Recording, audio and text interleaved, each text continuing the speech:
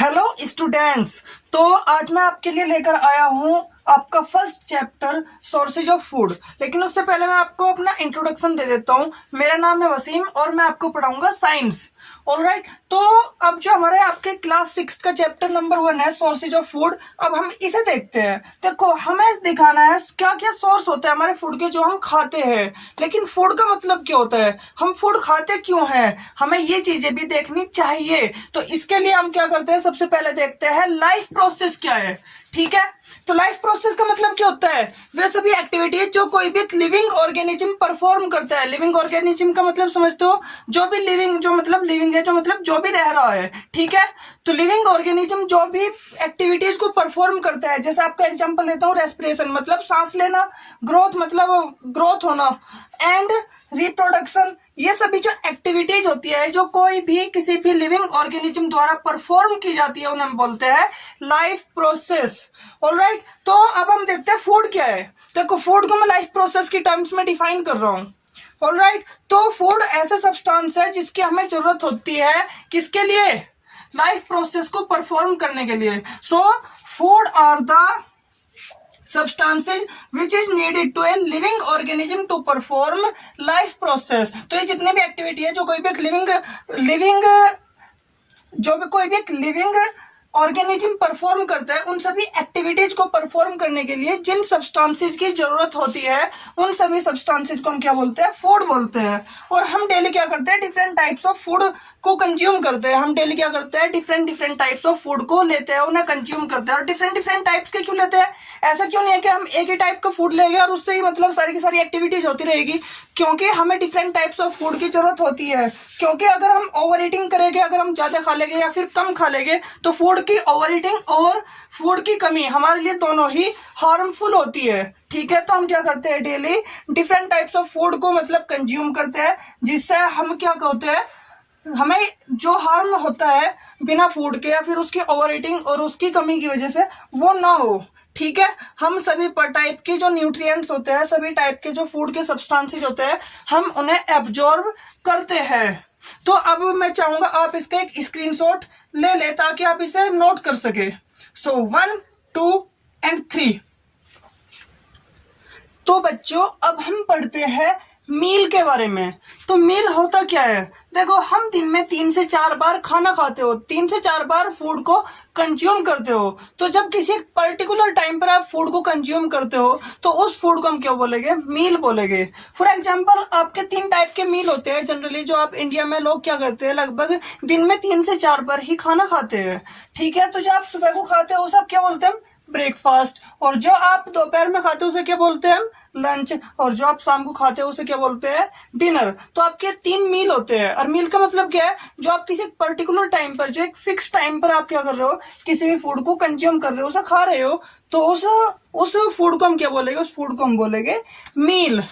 Alright, तो अब देखते हैं, हमने मील तो देख लिया, लेकिन जो आपका मेन्यू होता है, देखो, जब आप कभी रेस्टोरेंट पर गए हो और वे बोलते हैं कि मेन्यू कार्ड देखो और क्या बताओ, कुछ ऑर्डर करो, तो एक मेन्यू का कार्ड देते हैं। तो मेन्यू का मतलब क्या होता है, देखो, जो आपके पास कोई भी एक मील है, तो उस मील के अंदर जो जो फूड आइटम्स सर्व किए जा सकते हैं, जो उनकी लिस्ट होती है, उस लिस्ट को हम क्या बोलते हैं, मेन्यू बोलते हैं। तो ये क्या होती है, फूड आइटम्स का लिस्ट होती है, फूड आइटम्स की लिस्ट होती है, जो क्या कर सकते हैं, जिसे हम सर्व कर सकते हैं आपके सामने खाने के लिए। किस लिए, खाने के लिए, किसी एक मील के लिए, किसी एक मील पर, एट ए मील। ऑलराइट, तो अब देखते हैं जो आपके फूड होते हैं कितने कितने टाइप के हो सकते हैं, फूड की वैरायटीज क्या क्या है, मतलब उसका क्लासिफिकेशन देखते हैं। सो क्लासिफिकेशन को देखने के लिए आपको समझना चाहिए कुछ 2-3 बातें। तो जिसमें सबसे पहला आती है आपकी, मतलब न्यूट्रिएंट्स क्या होता है, क्योंकि हम फूड को न्यूट्रिएंट्स के आधार पर बताते हैं। तो जितने भी बहुत कुछ एसेंशियल सब्सटेंस होते हैं आपके फूड के अंदर, जो आपके लिए जरूरी है। देखो, जो कुछ एसेंशियल सब्सटेंस होते हैं ना, जो कुछ जरूरी सब्सटेंस होते हैं किसी भी एक फूड के लिए, हमें खाने के लिए, तो जो हमारे लिए जो एसेंशियल सब्सटेंस होते हैं, उन एसेंशियल सब्सटेंस को हम क्या बोलते हैं, न्यूट्रिएंट्स बोलते हैं। अब देखो, फूड के अंदर वैसे एसेंशियल सब्सटेंस होते क्या क्या है, इसमें मैंने कुछ एग्जांपल लिखे हैं, फिर कुछ वे लिखे हैं। जैसे नंबर 1 आपका कार्बोहाइड्रेट्स। आपके फूड के अंदर क्या होता है, कार्बोहाइड्रेट्स होता है। फैट्स होता है, ठीक है, प्रोटीन्स होता है, विटामिन्स होता है और साथ ही कुछ मिनरल्स भी होते हैं। तो अब इस आधार पर हम आपको बता सकते हैं कि आपका जो फूड है वो कितने टाइप का है। तो इसमें जो आपका जो फूड है वो लगभग 3 टाइप का होता है। ऑलराइट, तो 3 टाइप का देखो कैसे होता है। एक तो होता है आपका एनर्जी गिविंग फूड, ठीक है, और एक होता है आपका बॉडी बिल्डिंग फूड एंड तीसरा क्या होता है आपका प्रोटेक्टिव फूड। तो यहाँ एक एक करके देखते हैं। तो जो एनर्जी गिविंग फूड होते हैं क्या होते हैं, उनके अंदर कार्बोहाइड्रेट्स और फैट्स होता है। तो क्या होता है, कंटेन्स कार्बोहाइड्रेट्स एंड फैट्स। और ये क्या करते हैं, ये हमारे बॉडी को एनर्जी देते हैं वर्क करने के लिए। अगर मैं यहाँ पर बोल रहा हूँ और कुछ कर रहा हूँ तो मुझे क्या होगा, मुझे एनर्जी की जरूरत होगी यार। वो कौन देगा, वो देगा कार्बोहाइड्रेट्स और फैट्स।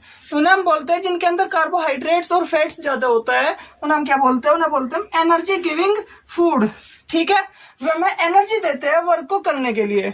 अब जो आपका सेकंड है, सेकंड क्या है आपका बॉडी बिल्डिंग फूड। और बॉडी बिल्डिंग फूड क्या होता है, बॉडी बिल्डिंग फूड के अंदर पहली बात उसमें होता है प्रोटीन, ठीक है। तो बॉडी बिल्डिंग फूड के अंदर क्या होता है, प्रोटीन्स होता है। और ये प्रोटीन क्या करता है, ये हेल्प करता है आपके बॉडी को ग्रो करने के लिए। जो आपकी बॉडी है इसको ग्रो करने के लिए ये क्या करेगा, हेल्प करेगा।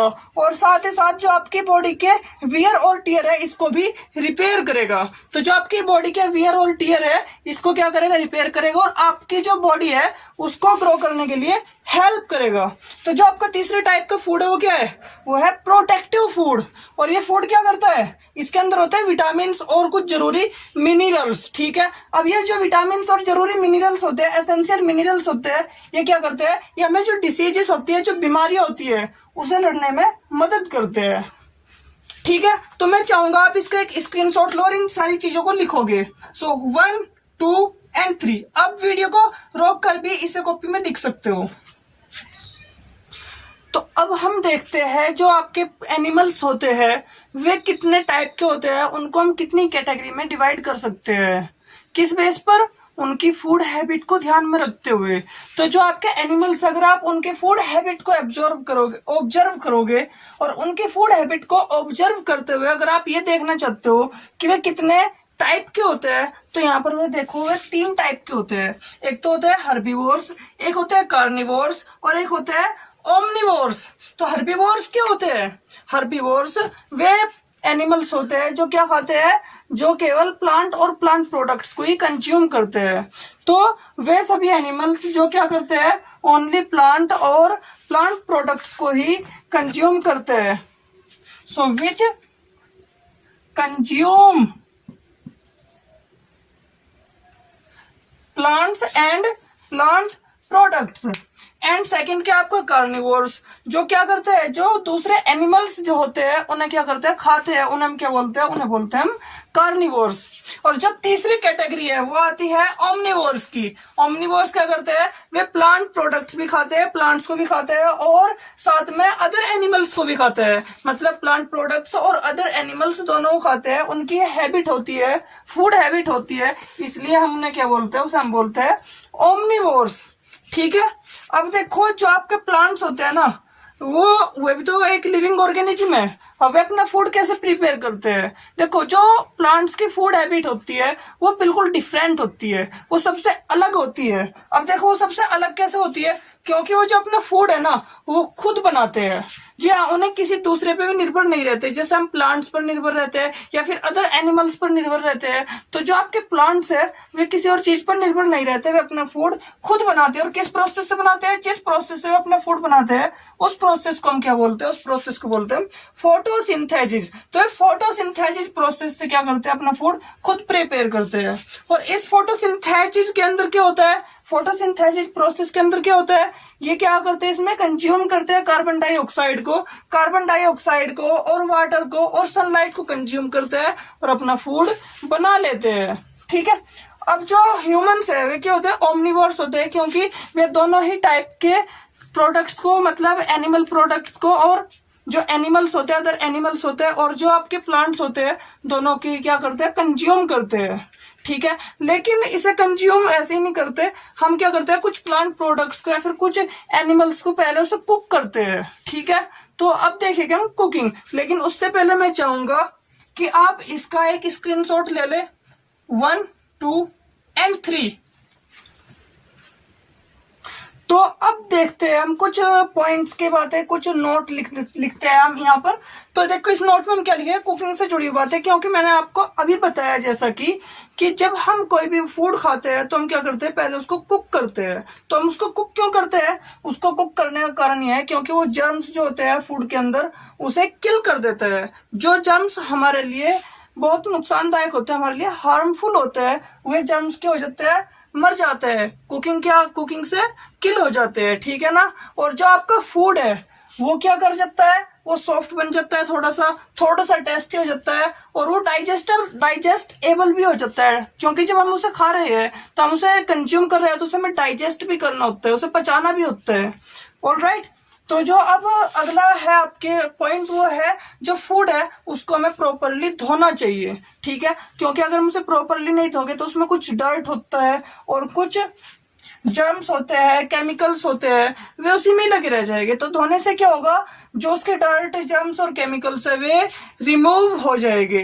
अब इसमें जैसे मैं अगला पॉइंट की बात करूं तो आपका अगला पॉइंट क्या होगा, अगला पॉइंट ये है, आपका जो फूड है ना उसको हमें ज्यादा नहीं पकाना चाहिए। They should not be over cooked. Alright, तो हमें फूड को ओवर कुक्ड नहीं करना चाहिए, क्योंकि इससे क्या होता है, जो कुछ न्यूट्रिएंट्स होते हैं जो आपके लिए लाभकारी होते हैं वे मर जाते हैं, वे खत्म हो जाते हैं, ठीक है ना, वे डिस्ट्रॉय हो जाते हैं।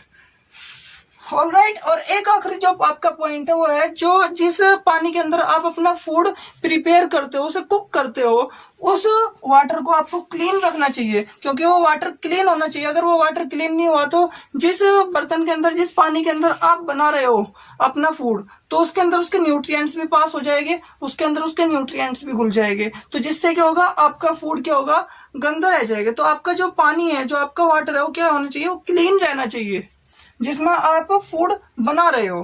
तो ये कुछ जरूरी बातें थी।